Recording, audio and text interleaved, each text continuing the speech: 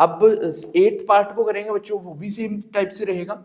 अब 3 है, x square है और वाई की क्यूब है, इसको क्या लिख सकते हैं 3 मल्टीप्लाई एक्स स्क्वायर को बच्चों एक्स मल्टीप्लाई वाई क्यूब को क्या लिखेंगे वाई मल्टीप्लाई वाई, राइट। अब हमारे पास बच्चों 10x cube and Y square है, 10x क्यूब वाई स्क्वायर।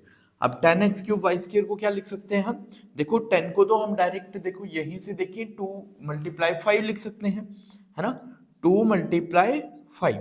और x क्यूब को हम क्या लिखेंगे x मल्टीप्लाई x बच्चों, ठीक है। और वाई स्क्वायर को बच्चों क्या लिखेंगे y मल्टीप्लाई y, ठीक है। और अब हमारे पास आ जाता है बच्चों 6, तो 6 को हम क्या लिख सकते हैं 2 मल्टीप्लाई 3, 2 3 जा क्या होता है बच्चों हमारा 6 होता है ना। तो हम इसको डायरेक्ट लिख सकते हैं 2 मल्टीप्लाई 3, है ना।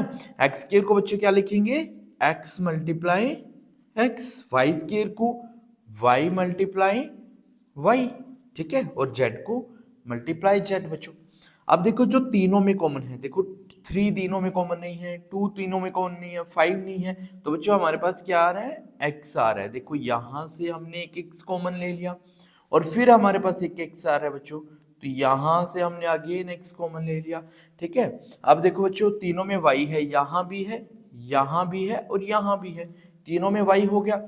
अगेन बच्चों y यहां पर भी है, यहां पर भी है और यहां पर भी है, और कोई कॉमन है नहीं है। तो हम इसके कॉमन फैक्टर में क्या लिखेंगे बच्चों x multiply x multiply y, 2x है 2y है, तो बच्चों हम लिख सकते हैं x square into y square. तो इस तरीके से आपको करना है, ठीक है। होप आपको अच्छे से समझ आया होगा। कोई डाउट है, कोई क्वेरी है, कमेंट कर दीजिए, 101% मेरे से हेल्प की जाएगी। Thank you so much, have a good day प्यारे बच्चों।